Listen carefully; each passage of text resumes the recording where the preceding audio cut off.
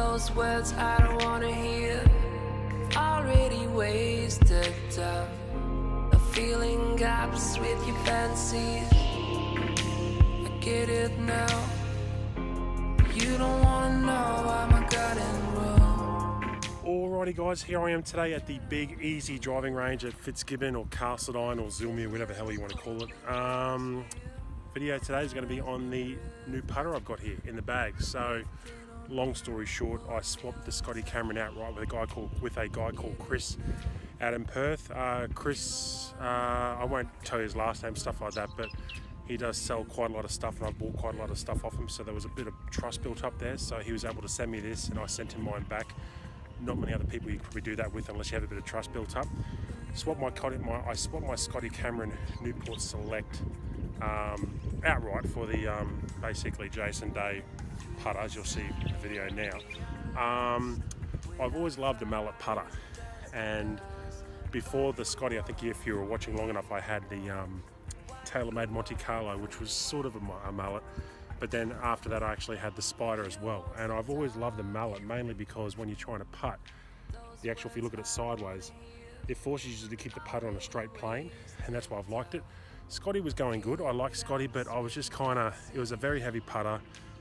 I was just kind of leaning towards trying something different, but I've had this now for about 3 weeks now. As you'll see in the Crowlman vlog, will be the first vlog part of me to actually see the full Jason Day red putter in use. I do call it Jason because, let's face it, Jason Day putter. But yeah, let's have a few putts with it now and we'll get back to it.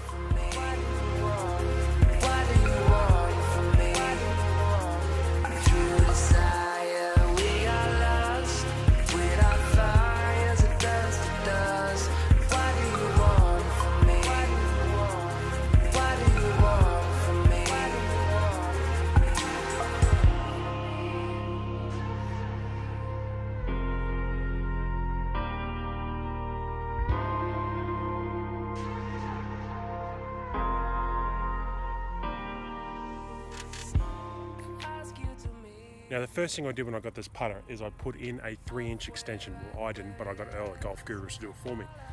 What I found, this putter came 34 or 35 inches standard, which for the average height's fine.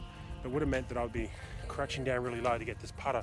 But right now, as you'll see with the video, looking down here, it's at the perfect kind of height for me, which is fantastic. So I think it was $10 to get the 3-inch plug put in.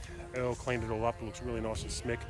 But apart from that, it's all standard with the black shaft. It's got the Super Stroke jumbo size grip.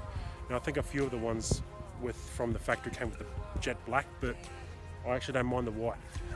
Putting wise, feels great to putt with.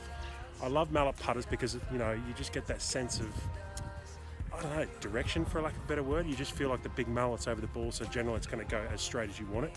It doesn't have the actual directional line there, which I actually don't mind because it forces me to actually line the ball up myself.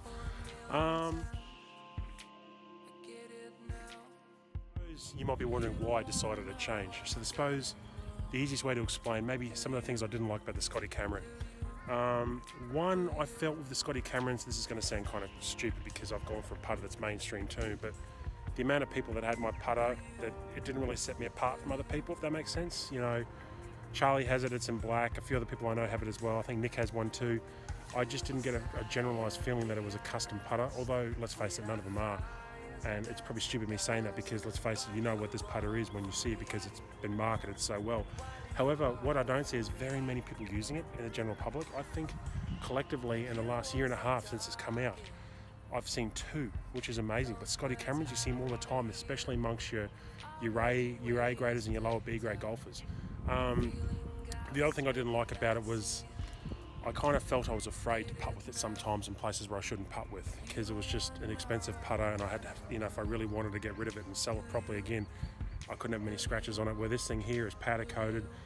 Tom Mooring, fan of the show, who's in our Houston vlogs, actually bought one too. He bought one with juice because it's pretty banged up, but it's actually banged up in a way, but it doesn't look too bad. So if that's how it turns out after it's been banged up a bit, I'm totally fine with it. And probably the last one, it was just time for something different. That's not a go at Scotty Cameron. A lot of people asked me if the resale was well, and actually one massive positive Scotty Cameron putters, I probably couldn't have swapped something outright that was over $300 and got credit for it. So any other putter that I've tried to sell secondhand, Jesus, I'd be lucky to get between 20 and 60 bucks. So yeah.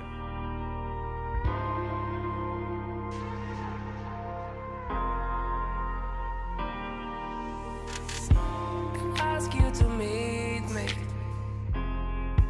halfway right. Now this video is not about specs or the mathematics or anything about this putter. This is more a video about the questions I might be faced when it starts popping up on the vlogs. And of course it's going to stand out like a wet, whatever you want to call it, an analogy right there. Wet blanket or, no, sore thumb, that's what I'm looking for. So I suppose this is more of a video to say why I changed. And a few of the big reasons why I decided to change, it was decided, it was time for a change. I've seen this putter so much on TV and I fell in love with it. I also demoed it one time at the Golf Gurus when I was getting my driver and really liked it, but I figured, I can't get a driver and a putter at the same time, that would just blow out the card.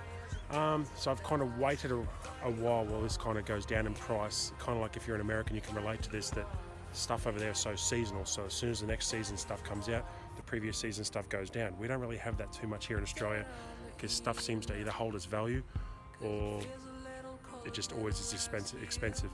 But I suppose the main reason, I love the mallet, as I said before, but also I just thought it was... Tom Mooring actually said one really good thing that really stuck with me. When I usually say to people, why just spend $300 or $400 on a putter? And Tom actually said, well, how often do you use it compared to all the other clubs? And it really stuck with me. On a good day, you're going to use it 18 times, one putt on each hole.